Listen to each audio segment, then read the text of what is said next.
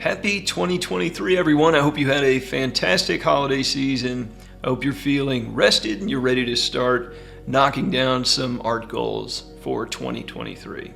And while we're still riding this sugar high wave of New Year reset optimism, I have a really fun art challenge for us. And you are officially called out. You are invited. It's the New Year, New Worlds Challenge.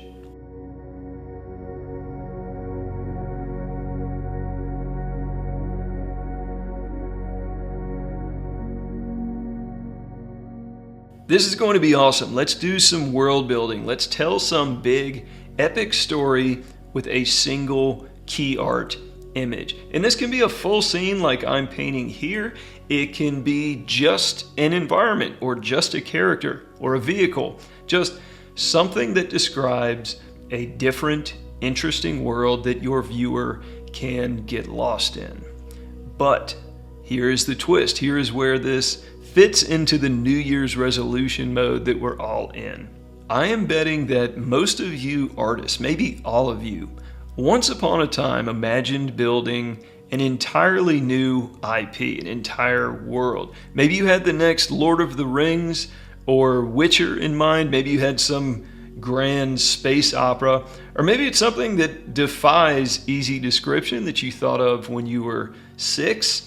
And you just somehow never quite made the time to actually bring it to life with your artwork.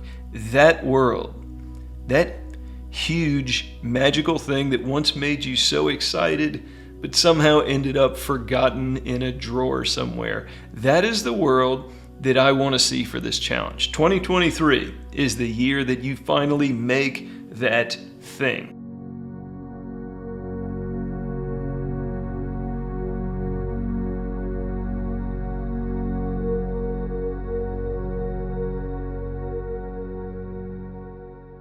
And I know that world building is daunting, which is why these projects end up collecting dust. But one image is all I'm asking, just one step where this thing goes from being theoretical and sketchy into something finished, something that we can really see and dig into. So dig deep, find that forgotten place that you used to spend hours imagining, and pick up the stylus and begin.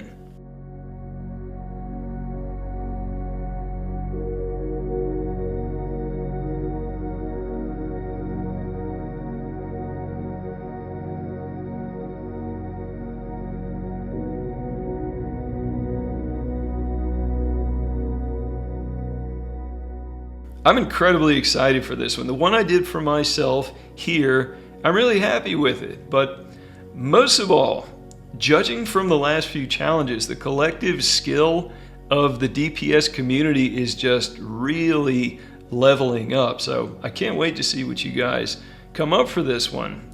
So I really hope you'll participate. And let's assume that you are on board. You have dug up that half-baked, forgotten world from the depths of your mind, and you're ready to go. So while this painting takes shape, let's talk about world building some more. I have a few tips, some simple things to keep in mind that can make a huge difference.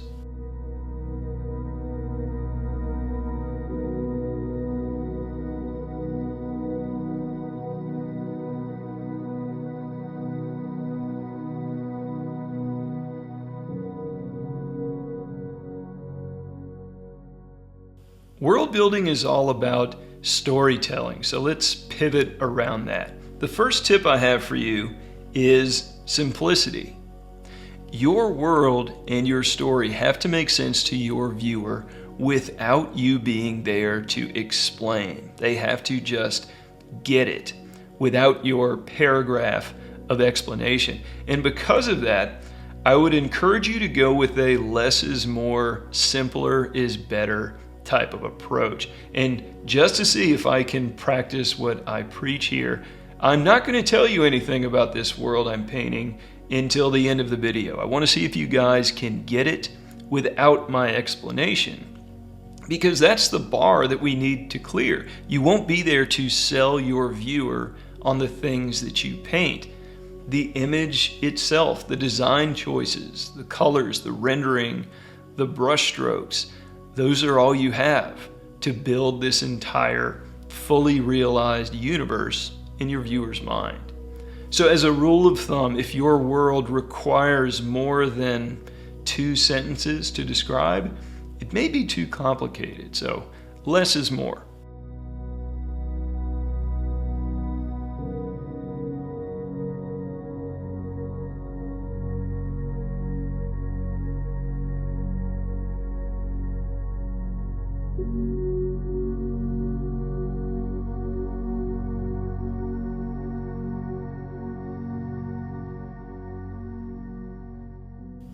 The next key that I always try to keep in mind is the idea of suggestion.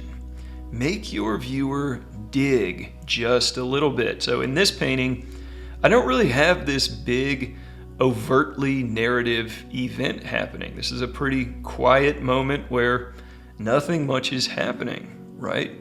Woman perched on a rock in the jungle.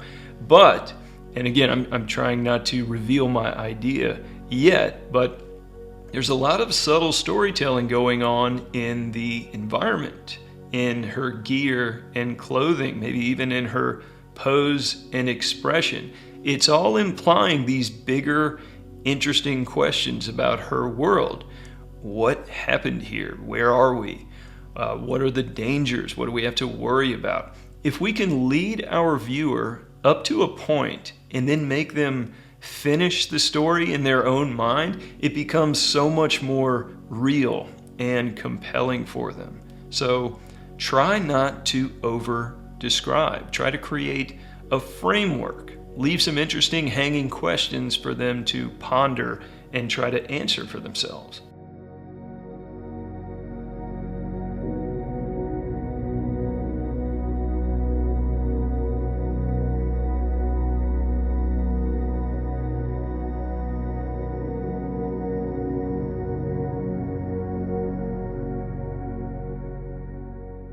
A cool way to think about this is with books.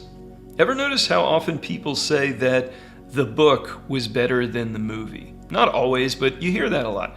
I think this idea of letting your viewer complete the concept in their mind has something to do with that. And there are other examples. When too much is revealed in a story, it can sort of start to fall flat and break down. Like how in a horror movie, the monster isn't at all scary anymore once you actually see it in the daylight. Same idea. If your visual story just shows too much and leaves nothing for your viewer to complete, it weirdly starts feeling like it has hit a dead end. There's nowhere to go. So remember to leave a few question marks, some suggestions.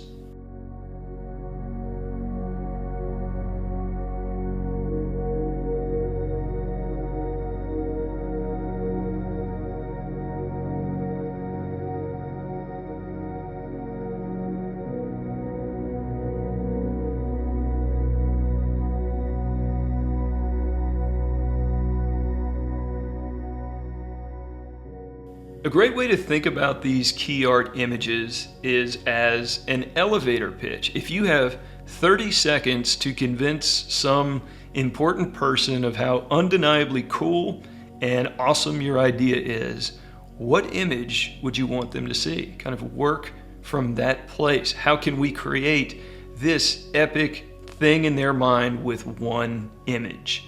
That is the challenge. And here's where the distinction between concept art and illustration gets a little bit blurry. And I know this gets discussed a lot. Concept art is more iterative. It's more idea-based, where we're trying lots of different things. Whereas illustration is more about a beautiful, polished, final image.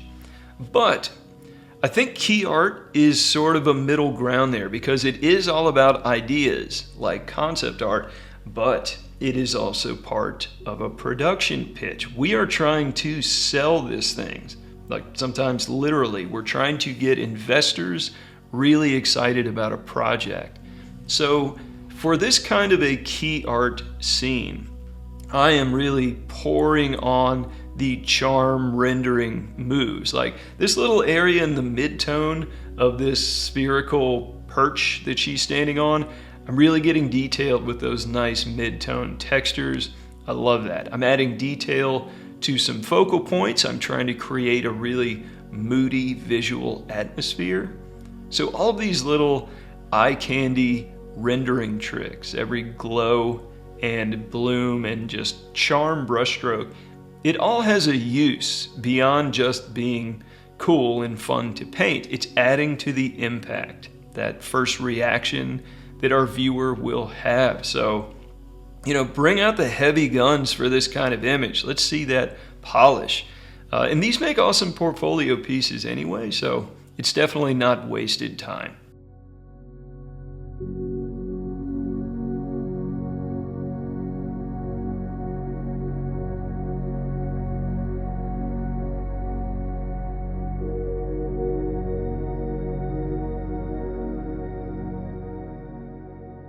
Okay, wrapping this one up, and I really love this. I'm hoping you got this by now, but here we go. It's a post-apocalyptic world set in the far distant future, maybe even on another planet, where ancient tech and machinery has long since just been overgrown and reclaimed by nature. So there we go, a sentence or two. And there are plenty of other cues in her clothing and equipment, but you know what? Maybe it's best if I leave the rest up to you. So if you have any other impressions or story bits that you're lifting out of this, I would love to hear them in the comments. That's it for this week, guys. This challenge is officially open, and we'll give this one some time since it's kind of a bigger undertaking. And I cannot wait to see what the DPS community heavy hitters come up with for this one. I'll be back next week with a new video, but in the meantime, good luck with your artwork, Happy New Year, paint something cool today.